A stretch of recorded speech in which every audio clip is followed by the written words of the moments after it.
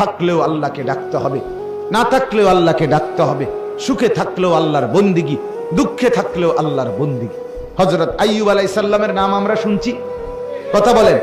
70 বছর একটানা তিনি সুখে ছিলেন, সচ্ছল ছিলেন, সম্পদশালী ছিলেন, স্বাস্থ্যবান ছিলেন।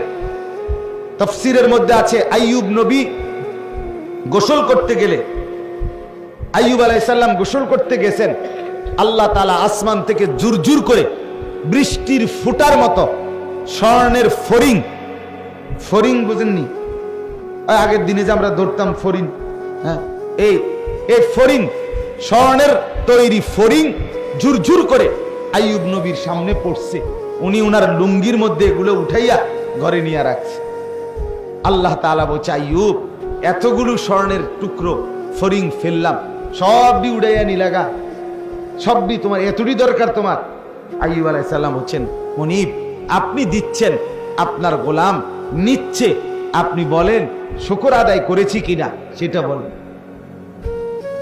আপনার শুকর তো আদায় করি মাওলা, শুকর তো আদায় করছি। 70 বছর পরে আল্লাহ আইয়ুব নবীর সবরের পরীক্ষা নিছে, যে সুখে তো রাখলাম 70 বছর, এবার একটু সবর ধৈর্যের পরীক্ষা নেই। এবার 12 বছর কিংবা 18 বছর একটানা রোগে ফালায়া রাখছে।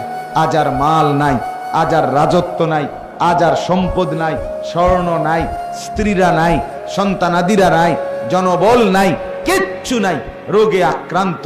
18 বছর কিংবা 12 বছর পরে যখন সুস্থ হইছে, তো আইয়ুব নবী এরপরে আল্লাহকে জিজ্ঞেস করছে, মাওলা, আমারে যে আপনি 12 বছর বা 18 বছর এই কষ্টে ফেলে রাখলেন, আপনি কি মজাটা পাইছেন? কুদুর কোনছে বুঝেন নাই? আইয়ুব, আমি নিজে পড়ছি কিতাবে, আইয়ুব নবী বলছে, আল্লাহ আপনার লাভটা কি হয়েছে সেটা কুদুর, আমার যা হয়েছে হয়েছে, আমি পচ্চা টচ্চা শেষ, কিন্তু আপনার কি হয়েছে?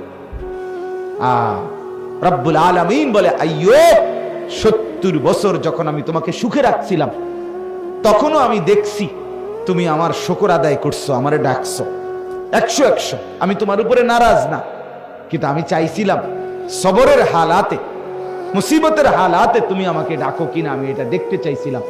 এই জন্য 12 বছর তোমাকে রোগে ফেলে রাখছি, বা 18 বছর তোমাকে রোগে ফেলে রাখছি, তো দেখছি 18 বছর যন্ত্রণার ভিতরেও সবর করেও তুমি ঠিকই আমাকে ডাকছো।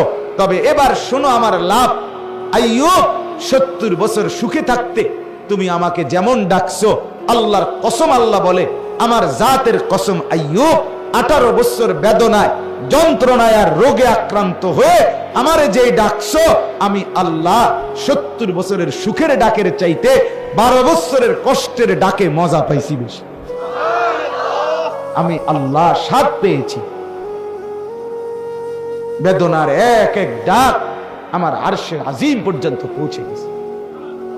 তখন তোমার কলিজা ছেঁড়া ডাক, ব্যথা ভরা ডাক। হ্যাঁ, আমার 2 মাস, আমার এই পাও ভাঙ্গে গেছিল একবার মোটরসাইকেল অ্যাক্সিডেন্টে, একবার ভাঙ্গে গেছিল এই হাড্ডি। আমি 2 মাস বিছানায় ছিলাম। 2 মাস আমারে হসপিটাল থেকে আইনা ঠিক যে জায়গায় বসাইছে বাসায়, এই এক জায়গাতেই আমি 2 মাস ছিলাম।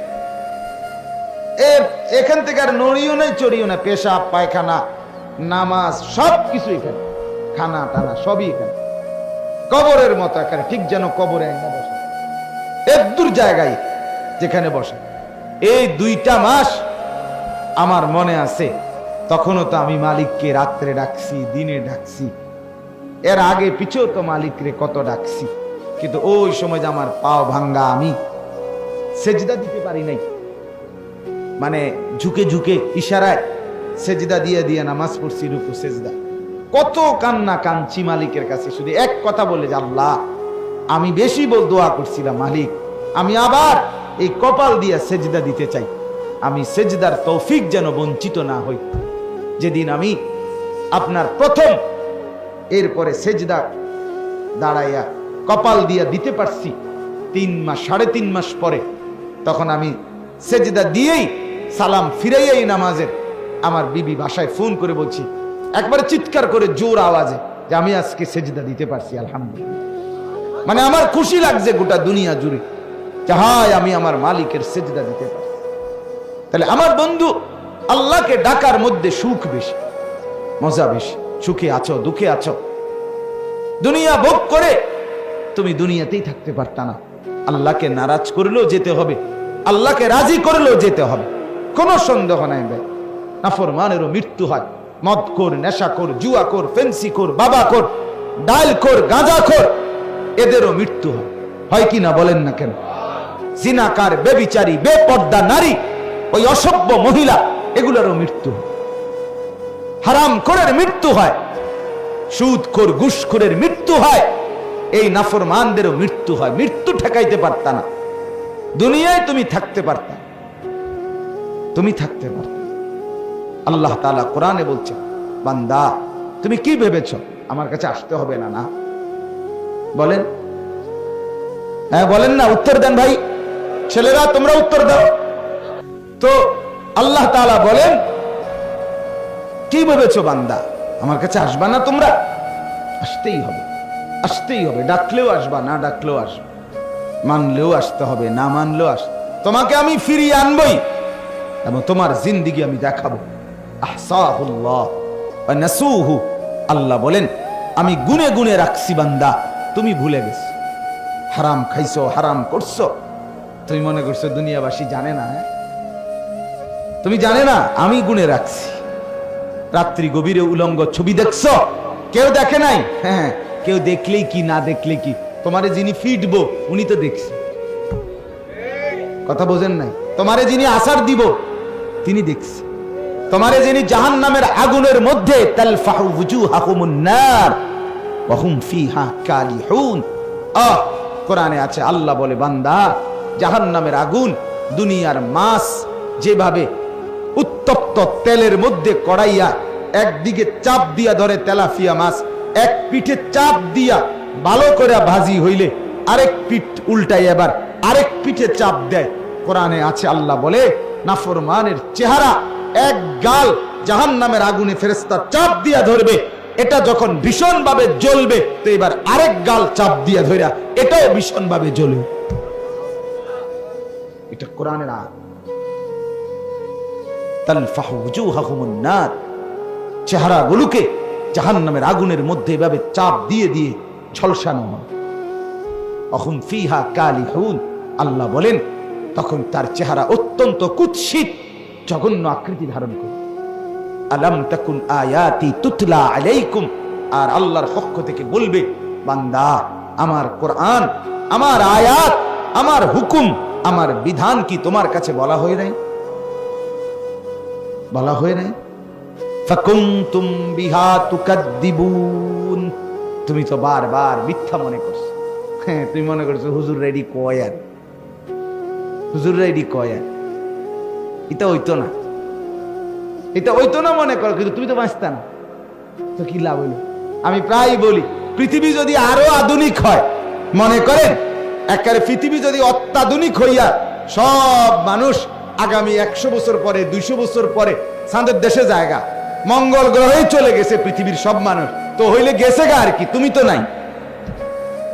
কথা বলেন, আমি মরে যাব কিনা বলেন না, আপনি মরবেন কিনা বলেন না, তো আমনে মরে গেলে পৃথিবী চাঁদের দেশে গেলে কি আর মঙ্গল গ্রহে গেলে কি, আমি তো নাই।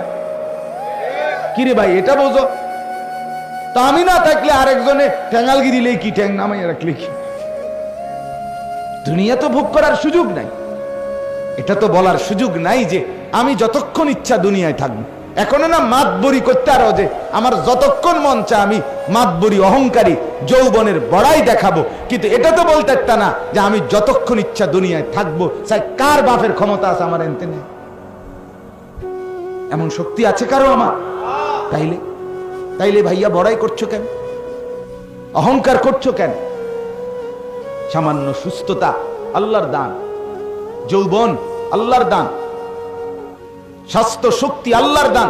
তুমি দেখো না ভাইয়া, কখনো কোনো দিন সামান্য পেটে অসুখ হইলে, পাতলা পায়খানা হইলে 5 বার 6 বার 1 ঘন্টায়, তো তোমার মতো শক্ত সামর্থ্য যুবক যে গোটা দুনিয়া দৌড়াইয়া বেড়াও, তুমি সোজা হয়ে যাও বিছানায়, তো তুমি বুঝো না তুমি কত অক্ষম? তোমার কি হাত খুলে গেছে, না পাও খুলে গেছে, পায়খানা না বাইরেছে? পায়খানার কাছে তুমি কত অসহায়। পায়খানা বাইরে হইলে তোমার 5-6 বার তুমি শুয়ালাও, দুর্বল হয়ে যাও। তুমি মাতবরি দেখাও, অহংকার দেখাও, কিভাবে বেটা? এক বুজুর্গের কথা শুনেন, কিতাবে আমরা পড়ছি। এক আল্লাহওয়ালা ব্যক্তি যাচ্ছিলেন, তো উনার সামনে এক যুবক খুব অহংকার করে হাঁটতেছিল। তো উনি বললেন, যুবক, জমিনে অহংকার করে হাঁটো না, বিনয়ের সাথে হাঁটো। তো ওই যুবক উনাকে ধমক দিছে, এই মিয়া, চেনেন আপনি আমি কে? আপনি জানেন?